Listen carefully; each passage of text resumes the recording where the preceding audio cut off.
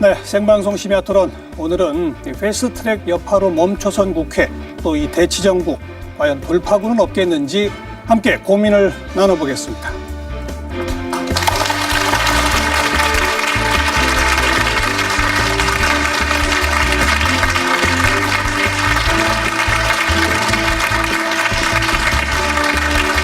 사실 저희 심야 토론이 지금 3주 연속 여야의 극한 대치에 관해서 토론하고 있습니다. 이 상황이 점점 더 심각해져 가고 있는데 지금 상황 어떻게 보시는지 먼저 짤막하게 한 말씀씩.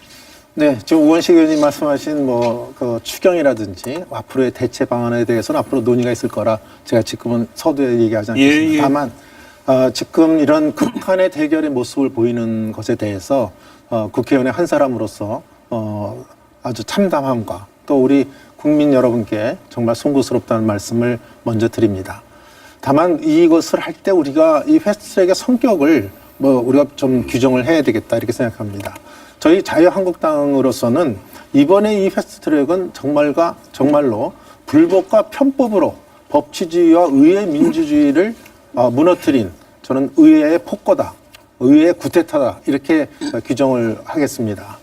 또 한 가지는 이거와 연계되는 것이 탐욕과 오만으로 아주 점철된 아주 추악한 정치적 흥정과 거래의 산물이다 이렇게 말씀을 드리겠습니다. 그것은 민주당이 장기 집권의 음모의 수단으로 공수처법, 공포처법이라고도 이렇게 얘기를 합니다만은 이 법을 왜 매달리는 그 한 가지와 또 민주당의 2중대, 3중대, 4중대인 이러한 군소정당이 의석을 늘리려는 그런 꼼수가 엿장수 바꿔먹듯이 바꿔먹은 전 밀실야합이다. 이런 규정을 해놓고 토론에 들어가도록 하겠습니다. 네, 첫 발언부터 아주 날이 서 있습니다. 12월 15일 날 합의를 했습니다. 그게 합의문이 이거예요. 자유한국당을 포함한 여야 5당 선거제 합의문 이렇게 해서 연동형 비례대표제 도입을 위한 구체적인 방안을 적극 검토하고 그리고 여러 가지 구체적인 것까지 해서 나경원 대표가 합의를 했어요. 알겠습니다. 되니까 그러니까 패스트트랙이 불가피했다는 주장을 펴시니까 정우택 의원께 바로 기회 드릴게요. 지금 그거 판대기 들고 나오셨는데 그 두 번째 항목을 좀 두 번째 항목은 왜 안 읽으세요? 첫 번째 항목만 읽고 두 번째 항목 그 뒷머리 보면은 비례든 하여튼 연동 비례에 관련된 구체적 사항을 합의회에서 처리한 합의라는 게 써 있어요. 합의인데 1월 임시 국회에서 합의 처리하는 게 두 번째 항을 얘기하는데 두 번째 항은 그런데 그 시기가 있어요. 1월까지 합의하는 걸로 돼 있어요. 그러니까 1월까지 합의했어야 되는데 합의가 안 됐으니 안 됐다고 그래갖고 논의도 안 했단 말이에요. 지금 내가 먼저 얘기할게요. 그렇게 하면 저도 아까 얘기하셨다 할 생각이 없어. 내가 얘기를 하고 있으니까 좀 기다리시라고. 그러니까 지금 합의를 할 생각이 없었다는 거는 합의를 봐줄 수가 없는 걸요. 합의해 놓고 아니 그 얘기는 지금 선거제도에서 합의 왔으면 패스트트랙 태울 필요도 없죠. 그렇죠. 그러니까 저희들 생각은 연동 비례자라는 건 뭐냐? 아까 말한 대로 민주당의 그런 정권 장기 집권 음모하고 두저 정당의 그 꼼수하고 합쳐진 지금 밀실야합의 괴물이 튀어나온 거예요. 그것에 대해 잠깐 내 얘기 들어보세요. 밀실야합의 괴물이 튀어나왔기 때문에 그것에 대해서 저희들은 패스트트랙 태울 수조차가 없다. 이렇게 얘기를 한 건데 거기에서는 지금 공수처법 얼마나 민주당이 목을 맸습니까? 이거 갖고. 이거 해주려고 군소정당이 말하는 이것도 처음에는 민주당에서 찬성을 하지는 않았잖아요. 연동 비례제를 처음부터 받은 정당이 아닙니다. 민주당은 지금 사실은 솔직하게 말하면 울며 겨자 먹기식으로 받아들인 거예요. 공수처법 이거 해야 공포 정치 할 수 있으니까 이걸 하려고 한 거 아닙니까? 잠깐 한마디만 더 하게. 너무 왜곡하니까. 잠깐만요. 이런 공포 정치의 가능성이 크기 때문에 이걸 올리는 것조차가 안 되겠다 하는 것이 저희 당의 입장이다. 김태일 교수님께 이왕 말씀을 꺼내셨으니까 한 말씀만 더. 떠밀 나간 게 아니라 자유한국당이 스스로 나갔다라고 표현하셨는데 그렇다면 왜 스스로 나갔다고 생각하시는지를 한 말씀 짧게 해주시면. 황교안 대표는 당내에 굉장히 뿌리를 내린 안착에 성공했습니다. 그리고 원내대표 나경원 대표도 내부의 지도력을 말하자면 강화시켜 나가는데 성공적으로 자기 목표를 달성했다고 봅니다. 저는 바로 이것이 동기라고 저는 생각하는 것이죠. 그러니까 입지가 불안한 황교안 대표나 나경원 원내대표가 장애투쟁을 일부러 해서 그래서 입지를 굳히고 총선을 염두에 두고 보수 진영을 결집시키기 위해서 제발로 걸어 나갔다 이렇게 분석하신 거 아닙니까? 그렇죠. 보수 진영의 민심이 한국당으로 하여금 투쟁력 있는 제1야당, 야당성 강화된 제1야당 수권정당으로서 지금 변모시키고 있는 힘이에요. 바깥에 있는 태극기 부대의 그 강경 세력 거기에 시선을 맞춰야 지지도가 오를 수 있다 이런 생각 때문에 지금 세 분이 자유한국당의 행보에 대해서 분석을 하셨으니까 자유한국당 얘기를 들어봅시다. 참 엉뚱한 분석들을 하고 계셔서 세 분 다 틀려요? 아니, 고박사는 그래도 정치평론가라. 아니, 저도 고박사님 남 얘기한 얘기하는 거에 거 가만히 좀 얘기했는데. 있어요. 이거 여당이라는 사람이 얘기해보세요. 여당은 좀 마음 좀 넓고 포용력 있게 하는 게 여당이에요. 그럼 약간 뭐 지나치게 세게 얘기하시더만. 가만히 계세요. 자꾸 그렇게 얘기하면 저도 그게 중간에 기어 들어가서 할 얘기가 많아요. 그러니까 그렇죠. 하지 마시고 굉장히 지금 얘기하시는 거 보면 자유한국당이 마치 어린애 당으로 생각을 하는 것 같아요. 아니 태극기 부대가 자유한국당에 약하게 야당을 행동한다니까 그래서 지금 우리가 이것을 강하게 하고 있다? 우리 당이 어린애 정당이 아닙니다. 그 정도만 제가 말씀을 드리고요. 우리 교수님 분석이 참 저는 정말 이해가 잘 안 되는 게 마치 황 대표가 당권을 안착을 시키기 위해서 지금 장애투쟁을 저렇게 하고 이렇게 한다. 제가 뭐라고 그랬습니까? 이번에는 이것이 저희들이 하는 것은 불법과 야합에 의한 법치주의와 의회 민주주의를 무너뜨렸기 때문에 한다고 제가 아까 서두에 분명히 그렇게 얘기를 드렸습니다. 그건 법치주의를 지키지 않으니까. 지금 마치 교수님은 우리 황 대표가 마치 당권을 갖다 안착시키기 위해서 하는 것 같다. 이런 듯이 얘기한 건 전혀 틀린 얘기다. 저걸 제가 맹세하고 얘기하겠습니다. 왜? 또 잠깐요. 틀리지 두 번째는 저희들이 나간 게 이번에 단순히 물론 이번에 패스트트랙 이 문제가 저희들이 말씀드린 것처럼 법치주의와 의회주의를 망가뜨린 폭거라고 그래서 이게 직접 또 도발 요인은 됐습니다. 그렇지만 저희들이 이번에 이 분노가 폭발한 것은 이 문재인 정부가 2년 동안 해온 것에 대한 인사 참사, 그다음에 뭐 경제 파탄, 뭐 전부 참사 시리즈로 지금 온 거 아닙니까?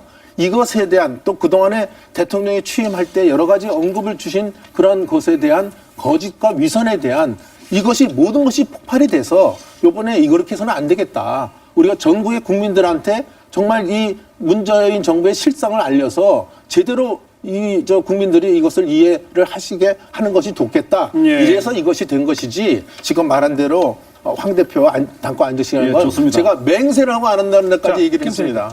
어린애가 아니라니까 참 다행인데요. 말씀을 그렇게 하시면 안 아니 됩니다. 어린애가 아니라고 말씀하셨으니까. 토론을 하시면서 아니 그러니까 어린애가 아니라고 말씀하셨으니까 공당해야 되고 아닙니다. 아니 내 얘기를 끝까지 들어보십시오. 점잖게 말씀하세요. 그 자유한국당이 쓰는 담론들을 한번 보십시오.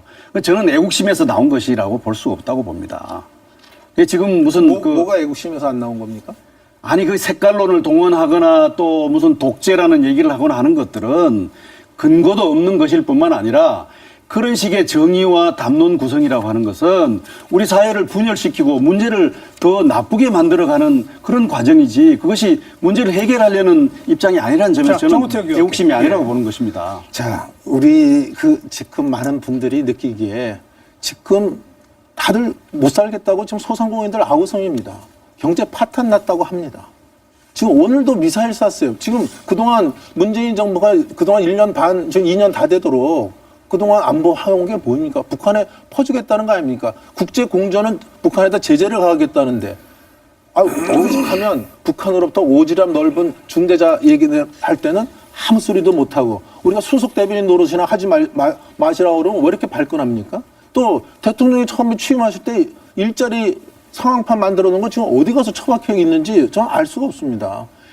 나라 상황이 이렇게 저희들이 총체적 위기 상황으로 가는 이런 상황을 봤을 때 이렇게 가서는 안 된다는 얘기를 국회에서 얘기를 안만 해야 이 정부는 마해동풍이에요. 예전에 저희들이 우리 자유우파들이 집권했을 때 그때 너무 순진했던 것 같아요. 지금 이 문재인 정부는요, 귓방에는 안 들립니다. 아무리 저희들이 목청을 돋고도 그러니까 저희들이 마지막 수단이 오죽하면 의원들이 그 사람들도 다 가정이 있고 한 사람인데 왜 삭발을 하겠습니까? 한계점에 도달한 거예요. 알겠습니다. 그래서 이번에 이런 사태가 벌어졌다는 걸 다시 한번 제가 말씀을 드립니다. 고 박사께서 아까 지금 장외투쟁이 예상컨대는 상당히 장기화될 것 같다. 네, 그렇게 예상했습니다. 삭발할 의원도 더 늘어날 것 같다. 이런 표현을 하셨기 때문에 먼저 정우택 의원께 정말 그렇게 될 건지 한번 여쭤보고 그리고 조금 잠깐 이 얘기 좀 나누겠습니다. 지금 어떤 박모 의원께서는 그거 열심히 해봐야 뭐 한 달이나 가겠냐 뭐 이런 발언을 얘기를 하십니다. 꼭 불난집에 부채질하는 것 같은 거라서 더군다나 저는 의회 지도자들이 좀 제대로 해줬으면 좋겠어요. 아까 좀 얘기가 조금만 하면은 뭐 문희상 의장 얘기도 나왔지만 문희상 의장도 정말 의회주의고 다선의 입법부 수장이면 선거법은 여태까지 한 번도 여야 합의 없이 한 적이 없습니다. 여야가 합의를 봐오지 않으면 본회의에 상정하지 않겠다. 이런 소신을 국민들한테 밝혔으면 이것도 됐을 거다 이렇게 생각합니다. 그래서 저는 의회 지지자들 또 좀 이해찬 대표 같은 경우에도 아까 뭐 도둑놈이라는 얘기도 나왔지만 저희 당에도 되고 광기 어린 뭐 당이다 뭐 이렇게 얘기를 하고 자꾸 하니까 아마 들어오고 싶어도 아마 못 들어올 겁니다. 제가 보기에는. 그러니까 지금 우리 고 박사가 얘기하신 대로 아마 제가 생각하기에도 삭발할 분들이 더 나오고 이게 굉장히 장기화로 갈 가능성이 크다. 저는 그렇게 김태희 보고 교수는 있습니다. 어떻게 전망하세요? 자유한국당이 이 소동을 통해서 얻고자 하는 것들이 대충 얻어졌습니다. 지지율을 높였습니다. 그리고 당내 리더십도 확고하게 했습니다. 근데 말씀 중이지만 잠깐만요. 아니 말씀이야. 이건 내가 개입해야 되겠어요. 말씀 중인데 저희 의도가 그게 아니라고 제가 몇 번 말씀을 드렸는데도 자꾸 저희가 이거는 제 얘기입니다. 잠깐 김태희 교수의 분석에 의해서 저희 당이 무슨 당권이나 무슨 지지를 많이 확보하기 위해서 장애로 나갔다 그러시는데 그게 아니라고 제가 반론하시면 되죠. 반론하시면 되죠. 저는 아니라고 얘기했는데 자꾸 가정에서 자유한국당이 얘기를 하시니까 자유한국당이 정말로 이런 민생 문제를 가지고 자유한국당이랑 같이 협의해서 했으면 좋겠습니다. 저 오늘 토론하면서 제가 자꾸 웃음이 나오는데 민주당이 지금 민생을 얘기할 그 말을 할 자격이 있습니까 지금? 네, 충분히 자격이 무슨 자격이 있습니까? 54조 1년 반 동안에 투자해놓고서는 일자리가 뭐가 늘었어요. 그 일자리 다 어디로 간 겁니까? 실업률이 지금 100만 명이 넘는 시대를 만들어 놓은 민주당이 얘기 잠깐만 토론할까요? 그래서 토론합시다. 내가 민생의 본격 자꾸 중간에 나도 그렇게 끼어들지 않았으니까. 아까 많이 끼어들대 뭐. 정 의원님 좀 그렇게 마무리해 주세요. 네. 제가 조금 더 나이가 많아서 제가 점잖하겠습니다. 이렇게 함부로 얘기를 하면 안 돼요. 자, 근데 지금 민생 얘기는 난 할 자격도 없다. 지금 아니 경제 적신호 들어온 게 언젠데 여태까지도 소득 주도 성장 미련을 못 버리고 이거를 갖다가 남미에서 다 실패한 정책을 갖다가 아직도 대한민국에다 실험 대상으로 하냔 말이에요. 그러니까 저는 민생 얘기는 여기서 정말 입이 열 길에도 할 자격이 없는 게 민주당이다. 제가 이 말씀 하나 드리고요. 객관적으로 제3자한테 물어보더라도 선거법 개정하는데 제1야당 야 니네는 하고는 안 한다. 여기랑 안 하고 나머지 군소정당하고 소위 엿장사 바꿔먹듯이 하는 걸로 하는 것이 과연 정당한가? 우리가 지금 국회에서 싸우고 하는 거를 떠나서 객관적으로 생각해 보세요. 선거법 개정을 지금 어마어마한 개정을 하겠다는데 자, 됐습니다. 그것을 됐습니다. 갖다가 지금 제1야당을 패싱하고 하겠다는 것이 정확한 것인가? 얘기가 이거를 제가 두드리표 되니까요. 말씀드립니다. 광청석 얘기 듣고 오겠습니다. 네 분은 조금 열기를 식히고 계시겠네요. 네, 이제 패스트트랙이 시작됐으니 한국당은 원내로 복귀하여서 본인들의 안을 가지고 국민들을 설득해야 합니다. 이것이 올바른 보수의 길이라고 저는 생각합니다. 여야 사당이 문제를 풀어라. 네. 어떻게 하면 될까요? 일단 저는 5당이 모두 합의하는 완성된 합의안을 만드는 게 가장 필수적이라고 생각을 하면 패스트트랙을 취소하는 한이 있더라도 완성된 합의안을 만드는 게 먼저라고 알겠습니다. 생각합니다. 국민 대다수가 준연동형 비례대표제가 도대체 뭔지도 잘 모르시고 있는 이 작금의 상황을 보면 한국당이 장애투쟁을 하는 것도 충분히 근거가 있다고 생각을 하고요. 그리고 원론적인 이야기지만 이번 패스트트랙이 파탄난 민생 문제를 해결하자는 법안도 아니고 또 그와 관련된 법안들도 아닙니다. 즉 사실이 이와 같다면 이것은 자신들의 정파적 이익을 실현하기 위한 하나의 술책에 불과했다 생각을 하고요. 이를 해결하기 위해서는 청와대가 직접 나서서 야당과 대화를 해서 이 사태를 수습해야 된다고 생각합니다. 청와대 대통령이 직접 나서서 이번 일은 자유한국당에서 전적으로 책임을 지시고요. 장외가 아니라 국회로 돌아오셔서 입법 기관 아닙니까? 입법을 하시면서 해결을 하셔야 된다라고 생각합니다. 자유한국당 우원식 의원과 정우택 의원께 더불어민주당 차원에서 할 일은 없는지, 자유한국당 차원에서 혹시 할 일은 없는지 이 전국을 풀기 위해서 아무것도 없습니까? 이것은 아까 뒤에 저쪽에서 방청객 분 중에서도 얘기를 하셨습니다마는 이 일은 지금 여당이 저질러 놨습니다. 저질러 놓고 이제는 민생을 앞세우고 또 그럼에도 불구하고 계속 자유한국당에 대한 어떤 야지 비스름한 발언들이 자꾸 나오고 이렇게 하는데 이렇게 해서는 매듭이 안 풀린다 저는 그렇게 봅니다. 그러니까 제가 정치한 경험으로는 여당은 야당을 같이 포용해줘야 되는 거예요. 그래서 포용해주고 야당이라는 원래 기능은 이제 저는 불합리한 비판을 하지 말고 합리적인 비판을 하자는 주장이지만 비판의 기능이 우리 야당의 기능입니다. 그러니까 저는 이번에 이것은 여당이 저희가 주장하는 것처럼 패스트트랙은 철회를 해주시고 다시 기본 점에서 다시 논의하는 모습을 국민한테 같이 보여가는 머리를 맞대고 하는 모습을 좀 보여주는 것이 해결책이 아닌가. 그 철회가 있기 전에 자유한국당이 할 일은 전혀 없다. 지금으로서는 현재로서는 아마 굉장히 강대강의 상태가 지금 기속되고 있기 때문에 쉽지가 않을 거다 이렇게 보고 있습니다. 이건 어떨까요? 아까 방청석에서 대통령이 야당 대표를 초청해서 좀 토론을 하두고 이런 건 어떠냐? 혹시 그런 제안을 하실 생각이 있는지 잘 모르겠고 만약 제안을 하면 받아들일 수 있을까요? 지금 국면에서. 지금이라도 다시 한번 손을 뼈를 치기 위해서 대통령이 만나자는 제안을 할 수는 있을까요? 네. 그러니까 그거는 이제 야당의 달렸다? 태도에 달려 지금 있습니다. 여당은 그거 못할 겁니다. 만약 제안이 오면 다른 그래서 것을 할수 있을까요? 그건 야당한테 물어보셔야지 저기 뭐 할 수 있겠습니까? 그런데 야, 제가 말씀드린 야당이 자세가 안 돼 있어서. 저는 우선 결론하면 저는 할 수 있다고 봅니다. 그러니까 요번에 어저께나 그저께 그 사회 언론들이 하고 오찬에 저 간담회가 있을 때 그때 이 전국 해법에 대한 얘기가 제일 많이 나온 것 같습니다. 네. 그러니까 원로들이 말씀하신 거를 제가 그냥 기억에 남는 거는 대통령이 한 정파의 대통령이 아니고 모두의 대통령이다. 그리고 이렇게 이 꼬인 이 전국을 풀어나가는 거는 대통령이 앞장서 전국을 풀어야 된다. 이런 원로들의 말씀이 계셨습니다. 정말로 대통령께서 이 전국을 풀기 위해서 한번 야당 지도자랑 좀 만나자 하면 이렇게 해서 하겠다. 그러면 저는 우리 당에다가 뭐 제가 당 대표는 아니기 때문에 만나도록 하자. 만나다. 그래서 이 문제를 풀어나가야지. 이걸 어떻게 언제까지 이렇게 알겠습니다. 매듭을 짓지 못하고 가겠습니까? 그나마 오늘 토론에서 논리적으로는 대통령과 집권 세력이 권력구조 논의의 물꼬를 트면서 야당에게 대화를 제의해보는 게 어떻겠느냐라는 것이 논리적으로는 유일하게 지금 나와 있는 하나의 카드인 것 같아요. 시간 관계상 마무리 발언은 20초씩만 드립니다. 정우택 의원. 네, 문재인 정부 30초씩 드릴게요, 두 분한테. 네, 문재인 정부 경제 참사, 인사 참사, 또 뭐 민생 참사 빚어내더니 국회 참사까지 만들어내는 현장으로 몰아세워 버렸습니다.